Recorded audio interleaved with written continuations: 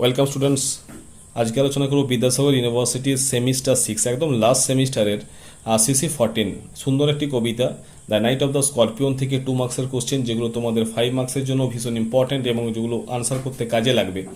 দেখে নাও প্রথম question, how did mother respond after the recovery, অর্থাৎ মা আরোগ্য লাভ বা সুস্থ হওয়ার পর তার প্রতিক্রিয়া কেমন হয়েছিল। The mother is a typical Indian mother who always text care her children, অর্থাৎ এই যে মায়ের কথা বলা হয়েছে, এই মা কিন্তু একদম ভারতীয় মা। সে সর্বদাই কি করে না, তার বাচ্চাদের খেয়াল রাখে, যত্ন আবৃত্তি করে। Her whole world is her children, অর্থাৎ তার জগৎ কিন্তু তাদের বাচ্চাকে নিয়েই, অর্থাৎ তার বাচ্চাকে নিয়েই তার সমস্ত জগৎ।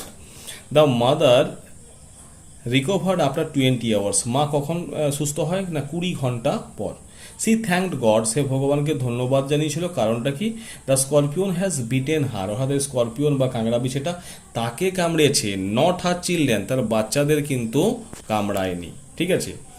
It is a it is a doubt whether the father's treatment cured the mother or the belief of the villagers, এটা একটা ডাউট আছে যে এই তার বাবার যে ট্রিটমেন্ট, সেই ট্রিটমেন্টের ফলেই তার মা সুস্থ হয়ে ওঠে, অথবা গ্রামবাসীদের মধ্যে যে বিশ্বাস ছিল সেই বিশ্বাসের মধ্য দিয়েই তার মা সুস্থ হয়ে ওঠে।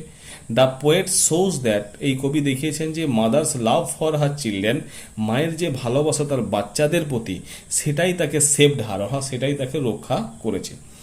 ইট is the response of the mother that gives a heart touching end, অর্থাৎ এটাই এক মায়ের প্রতিক্রিয়া যেটা আমাদের হৃদয়কে, অর্থাৎ এই প্রতিক্রিয়া যেভাবে কবিতাটা শেষ হয়েছে আমাদের হৃদয়কে স্পর্শ করে যায়। আমাদের second question, how did the villagers came to aid the women, কিভাবে গ্রামবাসীরা এসেছিল এই মহিলাকে সাহায্য করার জন্য। The villagers came to know that, যখন গ্রামবাসীরা জানতে পারে যে the mother was beaten by a scorpion, অর্থাৎ এই মাকে একটা স্করপিয়ন বা একটা কাঁকড়া বিছে কামড়েছে, they rush to her house like a swarms of flies, অর্থাৎ তারা কি হয়, মাছির মতো একসাথে সব তার বাড়িতে চলে আসে। Candles and lanterns were in their hand, অর্থাৎ তাদের হাতে ছিল মোমবাতি এবং লণ্ঠন। যেহেতু এখানে একটা ইন্ডিয়ান গ্রামের যে পরিবেশ, অর্থাৎ ইন্ডিয়ান ভিলেজের যে পরিবেশ তুলে ধরা হয়েছে এই সমস্ত প্রতিচ্ছবির মধ্য দিয়ে। They utter the name of God to paralyse the evil, অর্থাৎ এই কাঁকড়া বিছে কামড়ানোর পর কাঁকড়া বিছের যে যন্ত্রণা, যে কষ্ট বা যে বিষাক্ত ব্যাপারটা আছে, সেটাকে প্যারালাইজ করার জন্য কি হয়েছে না, তারা বিভিন্ন মন্ত্রতন্ত্র পাঠ করছে, অর্থাৎ এই যে name of the God. They are uneducated and simple in manner, অর্থাৎ এই গ্রামবাসীরা কেমন ছিল, অশিক্ষিত ছিল এবং ভীষণ সহজ সরল সাধারণ মানুষ ছিল। How did the peasant view the stinging in a positive side, অর্থাৎ এই যে স্টিঙ্গিং, অর্থাৎ এই কাঁকড়া বিহে যেটা কামড়ে দিয়েছিল তার পজিটিভ সাইডগুলো কি কি, যেটা আমাদের এই পিজেন্টদের মত ছিল, অর্থাৎ এই পিজেন্টদের মতে এই সমস্ত দিক, পজিটিভ দিক কোনগুলো। দ্য পিজেন্ট বিলিভ ইন কর্ম থিওরি, অর্থাৎ কি এই যে চাষিবাসী মানুষ, গ্রামের সাধারণ মানুষেরা, তারা বিশ্বাস করে কর্ম থিওরিতে, অর্থাৎ তুমি যেমন কর্ম করবে তার রেজাল্ট তুমি পাবে। They believe the sins committed in the previous birth will be purified if the person suffers in this birth, অর্থাৎ তারা বিশ্বাস করে the sins committed in the previous birth, অর্থাৎ যে পাপগুলো সে আগের জন্মে করেছে, উইল বি পিউরিফাইড, সেগুলো সমস্ত কিছুই শুদ্ধ হয়ে যাবে, সেগুলো সমস্ত কিছু থেকে মুক্তি লাভ করবে। If the person suffers in this birth, যদি এই সমস্ত লোকেরা বা এই সমস্ত মানুষেরা এই জন্মে তার কষ্টটা ভোগ করে বা কষ্টটা পেয়ে যায়। অ্যাকর্ডিং টু দেম, তাদের মতে the mother's flesh and spirit আর, অর্থাৎ মায়ের এই রক্ত মাংসে করা শরীর এবং তার আত্মা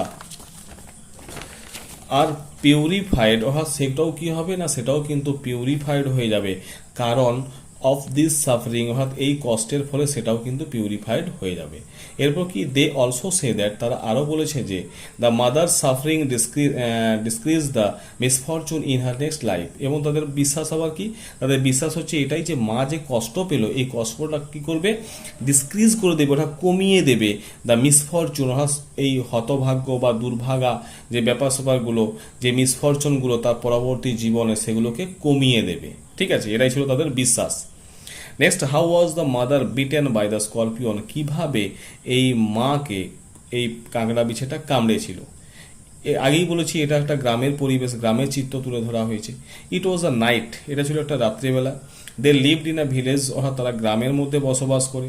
এরপর কি না, there was continuous rain for 10 hours, অর্থাৎ সেখানে প্রায় 10 ঘন্টা ধরে কিন্তু বৃষ্টি হচ্ছে।